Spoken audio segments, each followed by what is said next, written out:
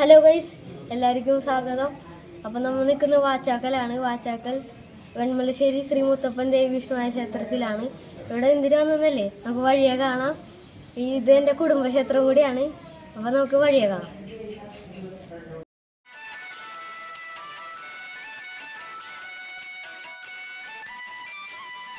അപ്പോൾ ഇതാണ് വെൺമലശ്ശേരി ശ്രീ മുത്തപ്പൻ ദേവി വിഷ്ണുവായ ക്ഷേത്രമുണ്ട്. അപ്പോൾ സൈഡിലുള്ളത് വിഷ്ണുവായയുടെ ശ്രീകോവിലാണ്. ദേവിയാണ് മെയിനായിട്ടുള്ള പ്രതിഷ്ഠ. ഇതാണ് ദേവിയുടെ ശ്രീകോവിൽ.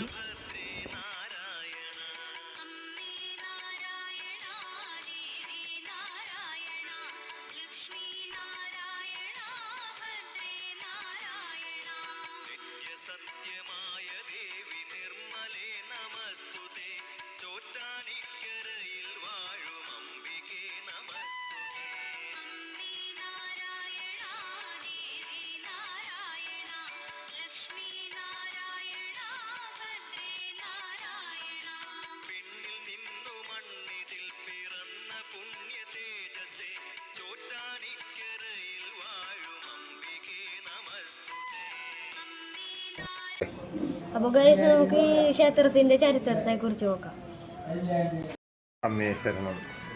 ചക്കലമ്മ ക്ഷേത്രം ഇന്ന് കുടികൊള്ളുന്ന നൂറ്റാണ്ടുകൾ പഴക്കമുള്ള, ഏകദേശം 500 വർഷത്തോളം പഴക്കമുണ്ട് എന്ന് വിശ്വസിക്കുന്ന, എന്ന് അറിയപ്പെടുന്ന, അറിവിൻ്റെ വെളിച്ചത്തിൽ ഏകദേശം ഒരു 500 വർഷത്തോളം പഴക്കം ഉള്ള ഒരു ക്ഷേത്രമായിരുന്നു വെൺമലശ്ശേരി ക്ഷേത്രം. അത് ആ കാലഘട്ടത്തിൽ പ്രധാനമായി മൂർത്തികളായി മുത്തപ്പനും വിഷ്ണുവായ ഒറ്റമലച്ചി, വീരഭദ്ര സ്വാമി, കുമാരപിള്ള സ്വാമി, കാപ്പിരി മുതലായ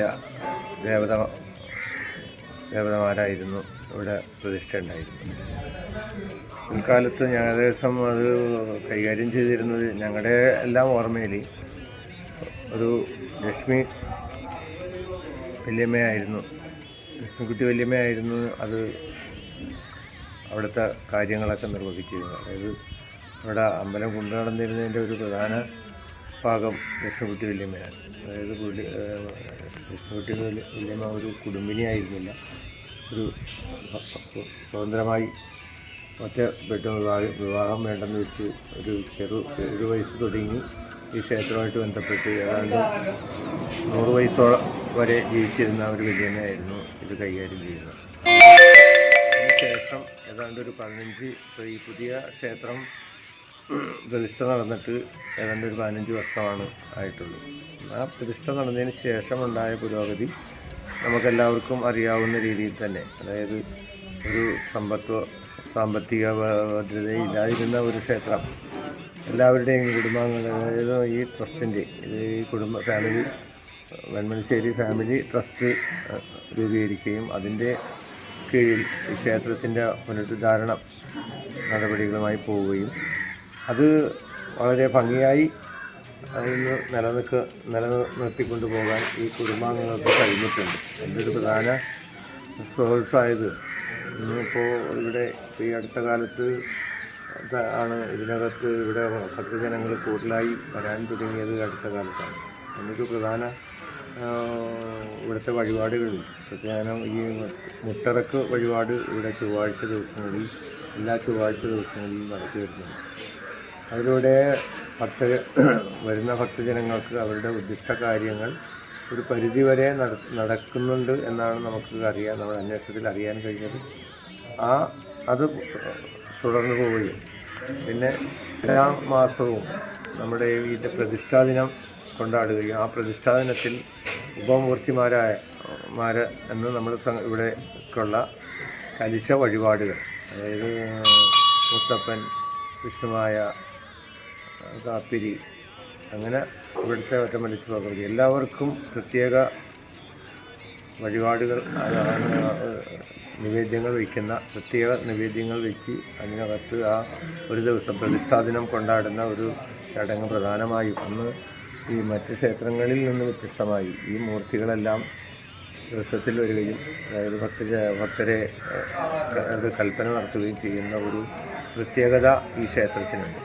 വളരെ ഭംഗിയായി ഇത് ഇന്ന് നടന്നു പോകുന്നു എന്നുള്ളത് കൊണ്ട് തന്നെ എല്ലാവരുടെയും എല്ലാ ഭക്തരുടെയും അതായത് അത്യാവശ്യം വേണ്ട അവരാഗ്രഹിക്കുന്ന രീതിയിൽ ആ കാര്യങ്ങൾ നടക്കുന്നുണ്ട് എന്നാണ് നമുക്കറിയാൻ കഴിയുന്നത്. അതാണ് ഇപ്പോഴത്തെ ഈ ക്ഷേത്രത്തിൻ്റെ പുരോഗതിയുടെ വിലയിരുത്തുമ്പോൾ നമുക്ക് മനസ്സിലാകുന്നത്. അതായത് എല്ലാ വർഷവും ഏതാണ്ടും മാർച്ച് ഏപ്രിൽ, ചിലപ്പോൾ മാർച്ചിലായിരിക്കും അല്ലെങ്കിൽ ഏപ്രിലായിരിക്കും അതിൻ്റെ ഉത്സവം ആഘോഷം. 5 ദിവസത്തെ ഉത്സവമാണ് കൊണ്ടാടുന്നത്. 5 ദിവസം, അതായത് അശ്വതി കൊടിയേറി